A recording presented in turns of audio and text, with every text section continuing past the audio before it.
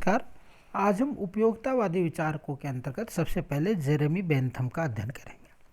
सबसे पहले हम जेरेमी बेंथम के बारे में सामान्य जानकारी और उनके जीवन परिचय और रचनाओं के बारे में चर्चा करेंगे। जीवन परिचय। जेरेमी बेंथम का जन्म 15 फरवरी 1748 को लंदन के एक प्रतिष्ठित वकील परिवार में हुआ था। परिवार की परंपरा के अनुसार बेंथम ने उच्च शिक्षा प्राप्त की।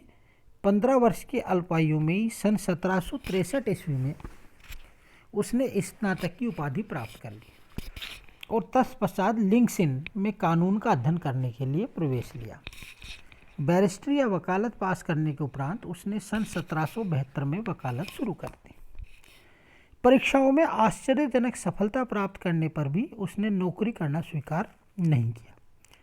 बेंथम अपने युग का एक बौद्धिक आश्चर्य था, जो वकालत करने के कुछ ही समय बाद इस निष्कर्ष पर पहुंच गया कि प्रचलित कानूनों में भारी त्रुटियां हैं और उनके रहते तत्कालीन न्याय व्यवस्था निरर्थक है।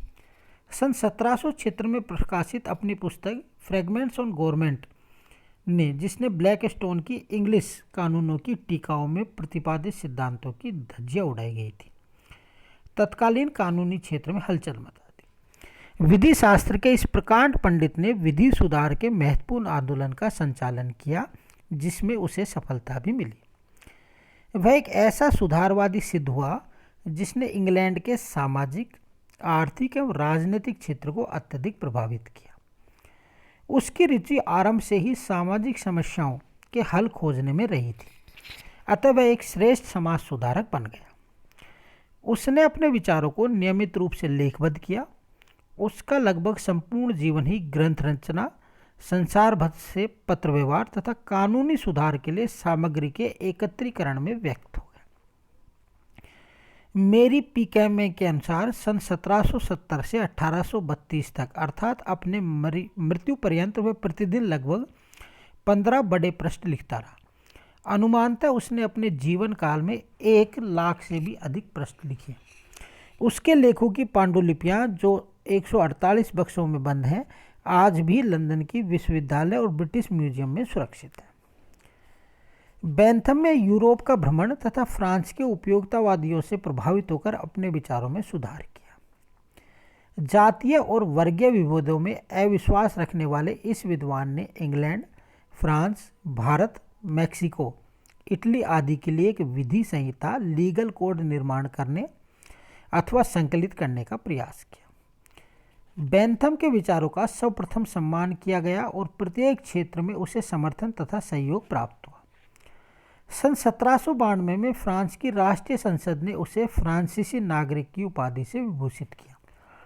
विधि, कानून और कारागारों के सुधार संबंधी अनेक ग्रंथ लिखने के कारण वे यूरोप में नहीं बल्कि अन्य देशों में भी प्रसिद्ध हो गया। सन 1820-21 में पुर्तगाल के विधायक दल ने वैधानिक समस्याओं पर उसके सुझाव आमंत्रित किए और सन 1828 में उसने मिस्र की स्वेज नहर के निर्माण का सुझाव दिया। उससे जॉर्ज द्वारा रूस के लिए विधि नियमावली बनाने की इच्छा भी व्यक्त की। अपने 84 वर्ष के दीर्घकालीन जीवन में बेंथम ने उपयोगितावाद के साथ ही सुधारवाद की नींव सुदृढ़ की। उपयोगितावाद की परंपरा उसकी मृत्यु के बाद भी सफलतापूर्वक चालू रही। उपयोगितावादी सिद्धांत का आदि प्रवर्तक न होते हुए भी वह उसका संस्थापक माना गया, क्योंकि उसने उसके महत्व को समझकर उसे अपने चिंतन का मूल सिद्धांत बनाया और उस पर एक सुनिश्चित व सुव्यवस्थित विचार प्रणाली का भवन खड़ा किया। बेंथम से पहले उपयोगितावादी दर्शन का सिद्धांत इंग्लैंड के ह्यूम एवं प्रेस्टले द्वारा हो चुका था। बेंथम ने ह्यूम के ग्रंथ ट्रीटिज ऑफ ह्यूमन नेचर का अध्ययन किया और मानव व्यवहार के लिए उपयोगितावादी धारणा के महान मूल्य को समझा। प्रेस्टले के ग्रंथ एसे ऑन गवर्नमेंट में अधिकतम संख्या का अधिकतम सुख वाक्यांश उसके उपयोगितावादी चिंतन का मूल आधार बना। प्रोफेसर सोरले ने इस विचार से असहमति प्रकट की कि बेंथम ने यह वाक्यांश प्रेस्टले से लिया था, पर यदि इस विवाद को छोड़ दिया जाए तो भी इसमें कोई संशय नहीं कि बेंथम ने उपयोगितावाद एवं अधिकतम व्यक्तियों के अधिकतम सुख की पूर्व स्थित धारणा को विकसित किया और उसके आधार पर उपयोगितावादी राज दर्शन का विकास किया। बेंथम स्वयं अपने लेखों के प्रति बेपरवाह था, किंतु उसके सहयोगी, सहकारियों और शिष्यों ने उसकी शिक्षाओं का पूर्ण अध्ययन और प्रचार किया। उनके प्रमुखतम शिष्य जेम्स मिल थे। प्रसिद्ध वकील सर सैमुअल रिम्ले ने भी बेंथम की सेवा की। महान अर्थशास्त्री रिकॉर्डो भी उसका अनुयायी था। रिकॉर्डो के बारे में बेंथम ने लिखा है कि मैं मिल का आध्यात्मिक पिता और मिल रिकॉर्डो का आध्यात्मिक पिता था। इस प्रकार रिकॉर्डो मेरा आध्यात्मिक पौत्र था। बेंथम ने उत्साही शिष्यों में स्विस नागरिक ड्यूमोनो का नाम भी उल्लेखनीय। उसने बेंथम की पुस्तकों का अनुवाद फ्रांसीसी भाषा में किया था। बेंथम 18वीं शताब्दी के अपने जीवन काल में उपयोगितावादी विचारधारा पर आधारित अपने दर्शन के प्रकाश में प्रचलित विचारों से जूझता रहा और रूढ़िवादी बना रहा, किंतु 19वीं शताब्दी के अंत में वह नवीनतावादी बन गया। उसकी न्यायिक सुधार योजनाओं और आदर्श कारागार की स्थापना के लिए उसका विरोध किया गया, जिसने उसके हृदय को बड़ी ठेस पहुंचाई, और वह इस परिणाम पर पहुंचा कि ब्रिटेन शासक वर्ग शासितों के हितों का ध्यान न रखकर स्वहितों का ध्यान रखता है।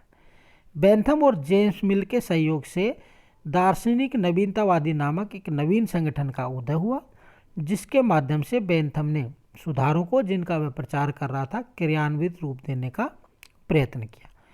अपने जीवन काल के उत्तरार्ध में रूढ़िवादी बेंथम जनतंत्रवादी बन गया और देश के राजनीतिक जीवन में अधिकाधिक भाग लेने लगा। 1832 में इस महान दार्शनिक विचारक की मृत्यु हो गई। तो डॉयल ने कहा कि इसके शिष्य समूह ने एक पितामह और एक आध्यात्मिक नेता के रूप में उसका सम्मान किया।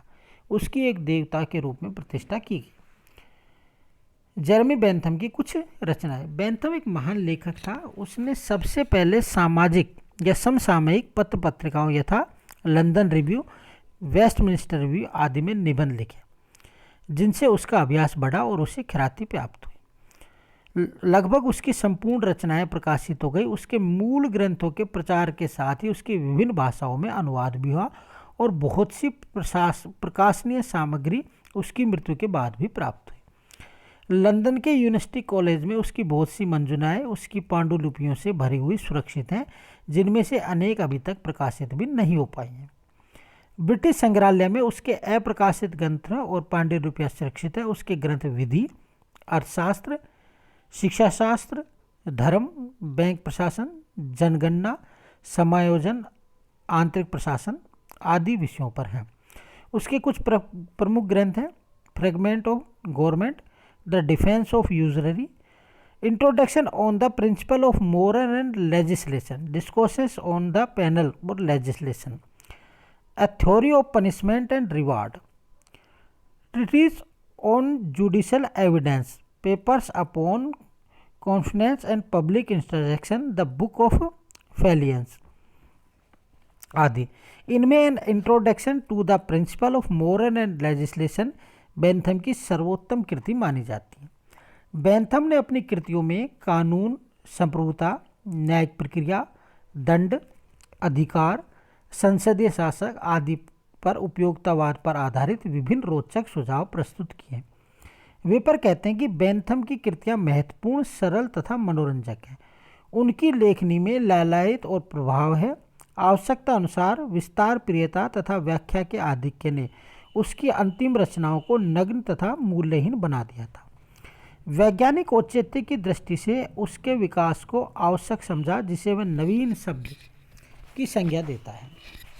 उसके आलोचकों ने इसका महान कला की एक अभिनव विचित्र शाखा पुनर्स्थापना के रूप में उल्लेख किया। उसकी रचनाओं में क्लिष्ट, अशिष्ट तथा असंगत शब्दों की भरमार है। भाषा के संबंध में उसके आलोचकों द्वारा की गई आलोचनाएं गलत नहीं हैं। Thank you.